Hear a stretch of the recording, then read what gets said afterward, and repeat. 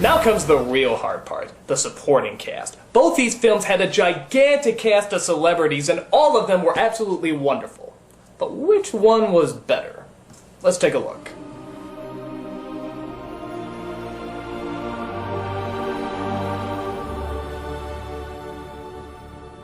Talk about starstruck. Both these movies had a bajillion celebrities in their lineup. Ten Commandments had Edward G. Robinson, Vincent Price, Ann Baxter, John Carradine, and that's just to name a few.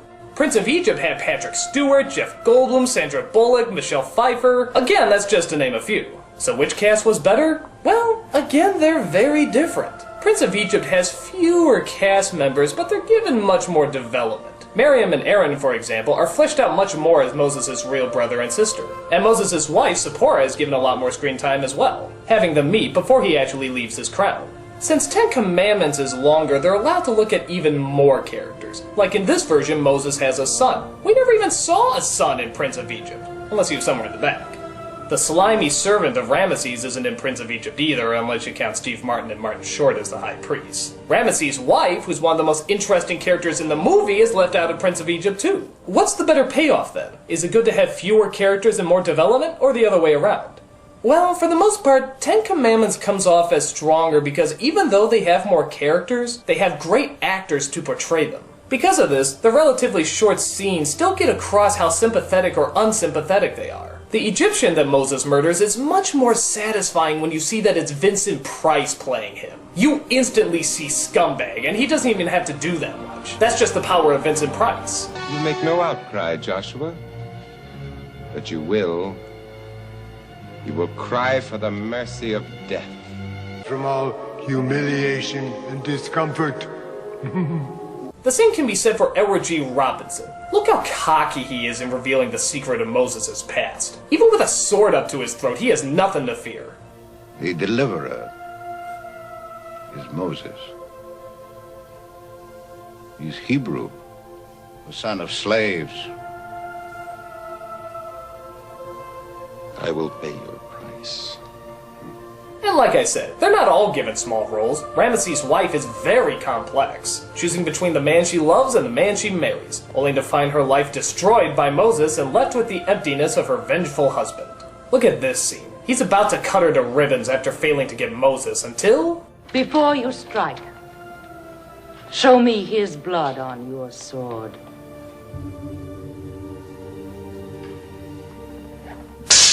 Bastard can't even do it. Maybe he's ashamed of his failure, maybe he just figures it's crueler to leave her alive, but he knows that killing her will bring him nothing. Only a bitch so simple and yet so complex can cause such a reaction. And I think that's what makes Ten Commandments stand out more, the harshness. They portray a world that's advanced but also savage, where great monuments are made but death is common and seen all the time.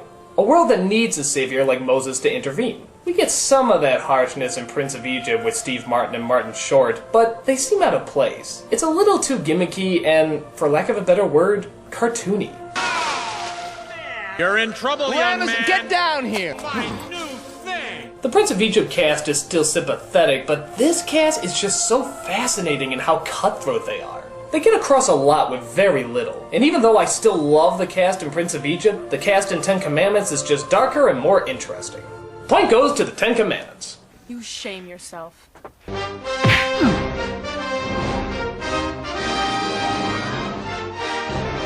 And now, the big one. The one that I thought I'd never be able to judge. God. I am going to judge God. Balls to the wall, people. This is the best God.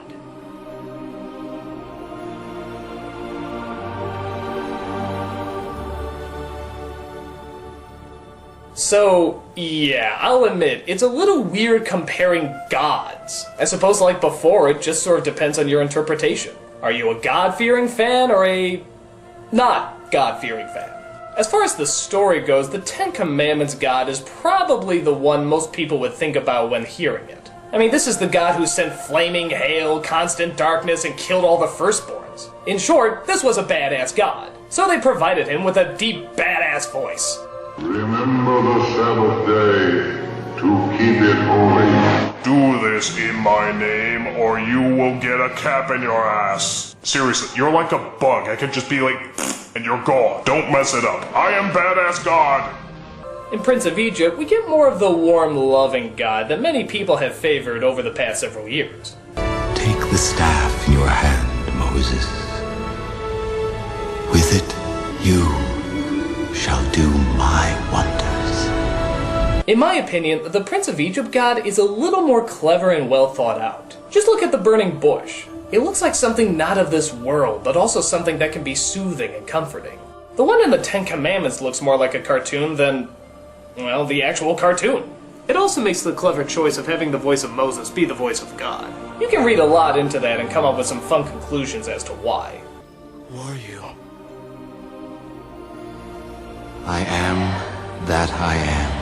I'm Popeye the Sailor Man. The one in Ten Commandments, again, is the deep traditional booming voice that, while impressive, doesn't sound that loving.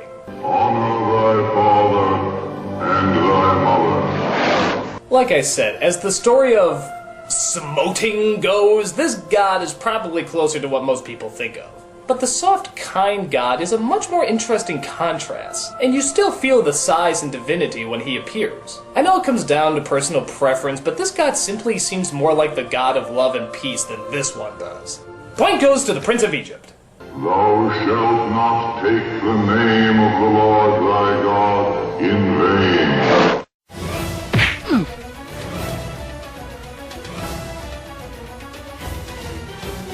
It's all tied up and we come down to the most important element, the story. This is Story for the Win.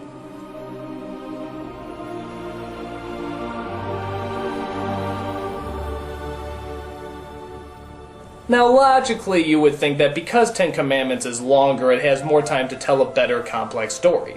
But let's really look at this. Ten Commandments is a complex story with a lot of drama going on, but there's several things they overlooked. For example, it seems to forget that Moses and Ramesses grew up together. That they were technically brothers. I know they're trying to portray Ramesses as the bad seed, but if you were never told that these two were brothers, you probably never would have guessed it. There's no love in their eyes, no memory of the good times that they had. When Moses shows up after years of being gone, Ramesses is just like, whatever, piss off. In Prince of Egypt, the heart of the entire story is around the fact that they're brothers. When Moses arrives, he has no idea how Ramesses is going to react. And he reacts like any brother would. Moses! Ramesses! The focus of the story seems to be on their relationship, and it really works. You feel the pain both of them are going through, and how much they wish they could return to what they had. This makes the drama much more interesting. I also like how more visual Prince of Egypt is. I mean, yeah, Ten Commandments looks unbelievable, but Prince of Egypt really used the visuals to its advantage. Not just because it's animated, but because they also do things differently. Like, compare these scenes back to back, where Moses tells his wife about seeing God. The original is done very well, and a lot of it is portrayed just through Charlton Heston's expressions. But in Prince of Egypt, there's no dialogue at all. I like that you have to guess exactly what he's telling her. The music almost tells the story for us. And her reaction of taking it all in is just perfect. You really feel the emotion of this scene. There's also some scriptural problems the Prince of Egypt works with too. Like in Ten Commandments, Moses turns his staff into a snake, but then the high priest do the exact same thing. Isn't the idea in both the Bible and this movie that there's only one God? How did they change those things then? Is it Insta-Snake, just add water? In Prince of Egypt, it's a bit more clever. All the tricks that the priests perform are done with smoke and mirrors. There's a blinding light when the staffs are transformed, so you could make the argument that they switched them while nobody could see. Now that's a really clever way out. The songs themselves surprisingly really help to tell the story too. Not only do they move it along, but they also show what the characters are going through, as well as enhance both the joy and suffering that everyone has to deal with. Though I will admit at times they do seem a little sporadic.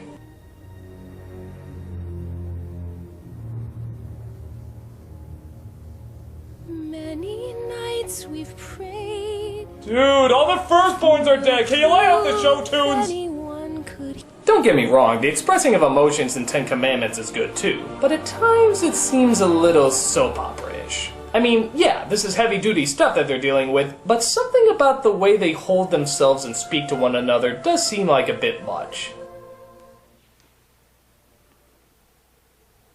Forgive me, Bithy.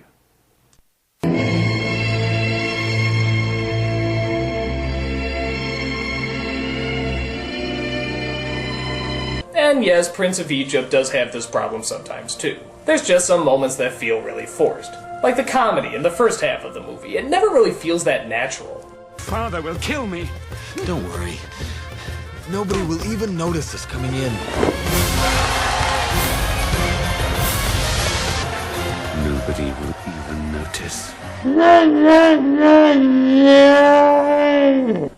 The best comedic moments were the ones that actually added to the drama. Like the desperation in Goldblum's voice as Aaron while trying to stop his sister from revealing who they really are. You must know. Be careful, slave. Oh, my good prince.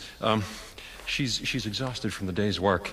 Not that it was too much. We quite enjoyed it, but she's confused. But even the bad comedy helps generate the kind of corniness of nostalgia. And let's be honest, nostalgia can be corny. It's a pleasant time you want to return to where everything seems simpler. And this works in Prince of Egypt because they're creating a great contrast to the later drama. The few corny moments in Ten Commandments just come out as corny, and don't really add anything in the long run. The corniness comes from how overdramatic it is, not how funny it's trying to be. Because of this, surprisingly, the animated musical seems to be the more dramatic film. Does it have problems? Sure. Are there elements from the original that are better? Absolutely. But on the whole, Prince of Egypt knew that the focus had to be on the brothers. That's where the drama comes from, and that's where the most interesting conflict takes place. They knew that that was the most fascinating element. That's where people could sympathize the most. It makes us realize why the story is so good. It brings out good characters, from good writing, from a good story. So, it turns out the winner is Prince of Egypt, the superior film. Turn from thy fierce wrath, O Lord.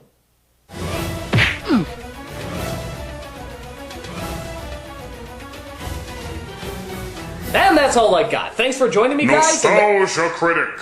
This is God. God? Like the God? Yes. I heard what you were saying about me being a loving God or a vengeful God. Yeah?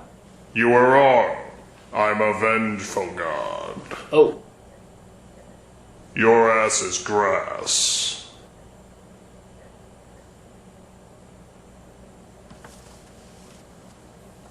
I'm the nostalgia critic guy, remember it, so you don't have to.